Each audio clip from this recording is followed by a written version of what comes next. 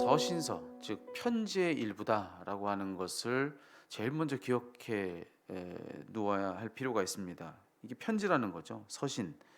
그러니까 이 편지는 언제나 그 편지를 수신하는 특별한 수신자들이 있기 마련입니다. 그리고 또 그 편지에는 언제나 수신자가 있기에 그 수신자들이 처해 있는 아주 특별한 상황이라는 것이 또 있기 마련인 것이죠. 즉 오늘 본문 안에 여성들을 특별히 훈계하는 말씀들이 있습니다. 그런데 자, 이와 같이 이 편지 안에 이런 말씀들이 있는 까닭이 무엇일까 생각해 봐야 된다는 것이죠. 왜 여기 이런 말씀들이 있을까?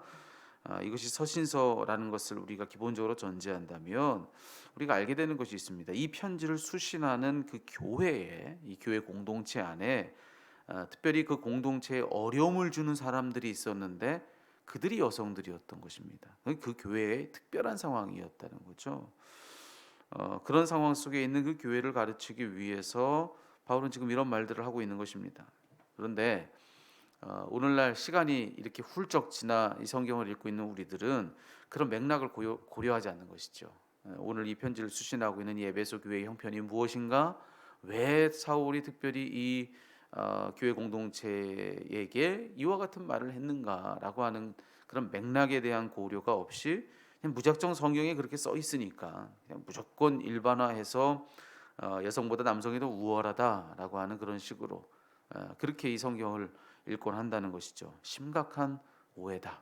그건 오해라고 하는 것입니다. 성경은 이 구절만 딱 뽑아내서 읽는 것이 아니라 전체적인 맥락을 다 고려해야 되고 또 성경 전체의 흐름을 또 고려해야 되는데 하나님께서 모든 여성을 남성보다 열등하다라고 하신 그런 의미로서 그간의 성경 어디에서 말씀하셨는가? 그렇지 않다는 것이죠.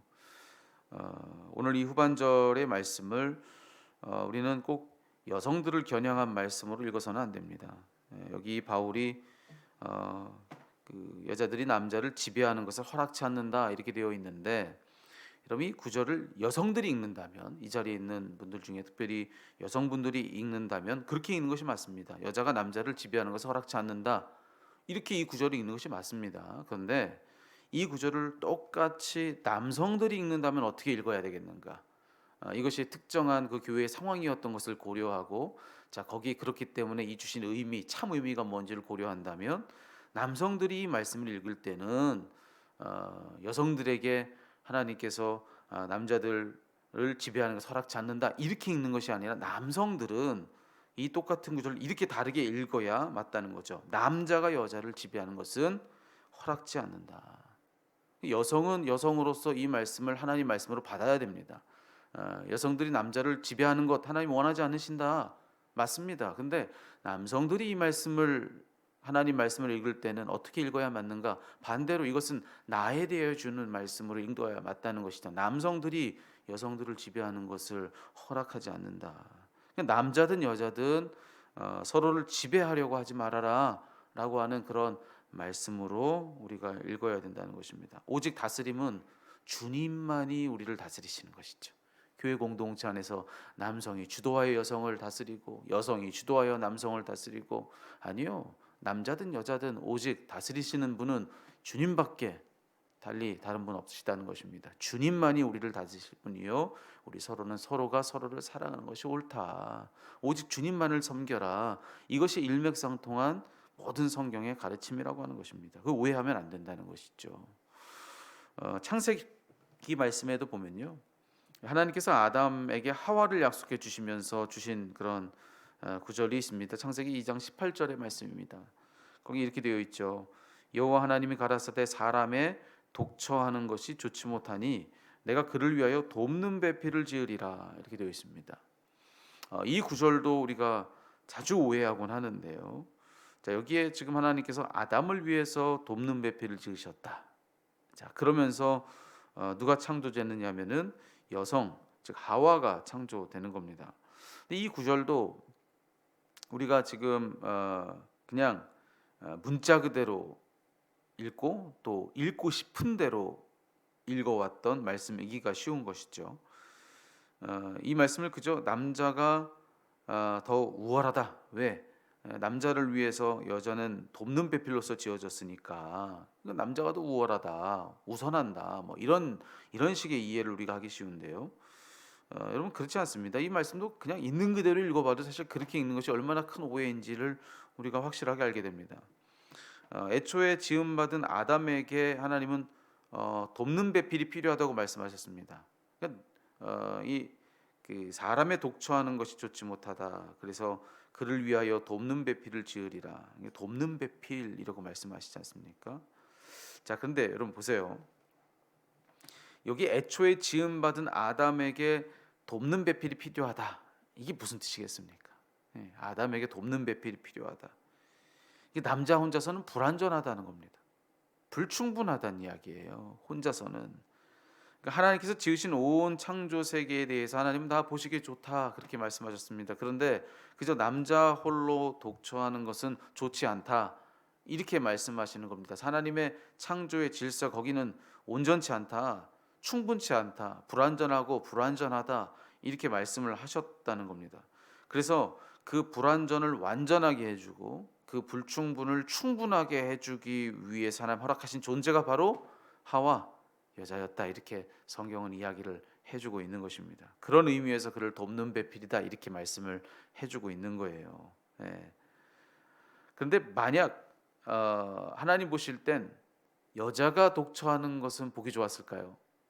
그렇지 않은 것입니다. 여기 보시면 분명히 창세기 2장 18절에 남자의 독처하는 것이 좋지 못하다 이렇게 말씀하지 않으세요. 사람의 독처하는 것이 좋지 못하다. 그러니까 남자든 여자든 홀로 독처하는 것이 하나님 보시기에는 좋지 못했다. 그래서 돕는 배필을 지으셨다. 이게 지금 성경의 말씀이거든요.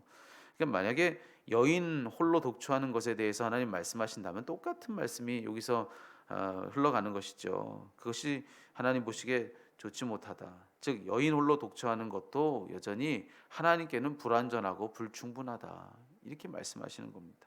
그 여인의 불완전을 완전하게 해주고 또 그 여인의 불충분을 충분하게 해주는 돕는 배필이 있는데 그래서 그 돕는 배필로 주신 것이 바로 아담, 바로 남자다 이렇게 말씀을 하신 겁니다. 그러니까 사람이 혼자 독처하는 건 좋지 못하니 서로가 서로를 완전하게 해주고 충분하게 해주고 그렇게 하나님 보시기에 좋은 존재가 되게 하기 위하여서 서로에게 서로를 돕는 배필로 주신 것인데 그것이 바로 남자에게는 여자고 여자에게는 남자다.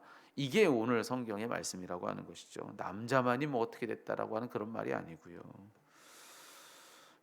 이 모든 내용들을 오늘 이 아침에 나눈 이 모든 내용들 우리가 고려할 때 오늘 하루를 좀 이렇게 좀 적용해 보시면 어떨까 생각합니다. 무엇보다 이 시간에는요. 이 자리에 계신 여러분들의 부부 관계를 좀 돌아봤으면 좋겠습니다. 예. 여러분의 배우자가 여러분의 그 불완전을 완전하게 해주고 또 불충분을 충분하게 해주기 위해서 하나님께서 주신 돕는 배필이라는 것을 믿는 여러분 되었으면 좋겠습니다. 신앙 여부와 다 떠나서 뭐 여기 다 부부가 내외께서 신앙생활 하시는 분도 계시겠지만 그렇지 않을 수도 있죠. 그 여부를 다 떠나서 여러분 그 믿음을 오늘 가지고선 서로가 서로를 대하는 그런 하루였으면 좋겠습니다.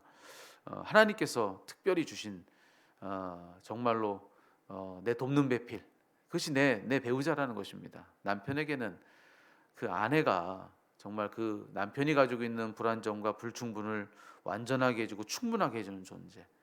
또 아내에게 또 남편이 그 아내가 가지고 있는 불완전과 불충분을 완전하게 해주고 충분하게 해주는 존재.